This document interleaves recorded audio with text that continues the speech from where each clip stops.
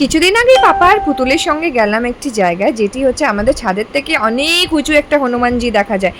Location আর detail জানতে হলে কিন্তু পুরো ভিডিওটা দেখতে হবে। তার সাথে সাথে বলে দিই, চ্যানেলটা আমার নতুন, সো অবশ্যই চ্যানেলটাকে আগে সাবস্ক্রাইব করে দিও। এই হনুমানজিটি পশ্চিমবাংলার সবচেয়ে উঁচু হনুমানজি। এনার হাইট হচ্ছে 151 ফুটের। আর এনার সঙ্গে কিন্তু 100 ফুটের শিবজিও আছেন, আর এখানে গঙ্গা মাও আছে।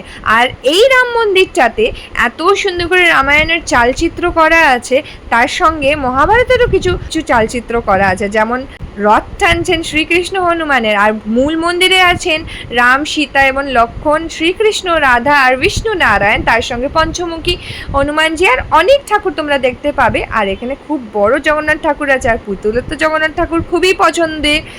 তার সঙ্গে কালী ঠাকুরও তোমরা দেখতে পাবে। তাছাড়া আরও অনেক ঠাকুর তোমরা দেখতে পাবে এই গর্ভমূল মন্দিরেই। এই গর্ভমূল মন্দিরটা কিন্তু ঢুকেই সবচেয়ে প্রথমে ডান দিকে তোমরা পাবে। তাছাড়া আরও অনেক মন্দির এই রাম মন্দিরের ভেতরেই তোমরা পেয়ে যাবে।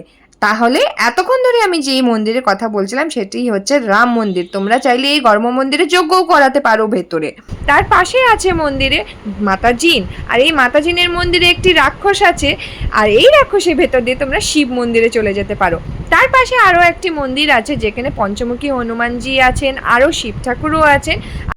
আর তার পাশে বাঁ দিকে একটা নতুন মন্দির তৈরি হয়েছে শ্রী শ্যামজির, পুরোটাই শ্বেত পাথরে তৈরি হয়েছে। আর লাইটের কার্যকারী দেখলে তোমাদের চোখ জাস্ট ধাঁধিয়ে যাবে, এত সুন্দর কার্যকারী করা হয়েছে। এই মন্দিরে দিনে 5 বার আরতি হয়। আর এই মন্দিরটির লোকেশন আর টাইমিং বলে দিচ্ছি আমি, কারণ এই তোমাকে সব ডিটেলস কোথাও তোমরা পাবে না। টাইমিং হলো morning 5 AM to 12 PM and afternoon 3 PM to 9 PM। আর লোকেশন হচ্ছে রাম মন্দির, নিউ টাউন দিলে যে কোনো ওলা উবেরে পেয়ে যাবে।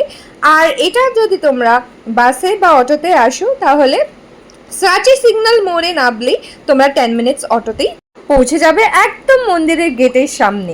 তো এবার দেরি না করে ঝটপট চলে আসো, আর ভিডিওটি কেমন লাগলো অবশ্যই কমেন্টে জানিও।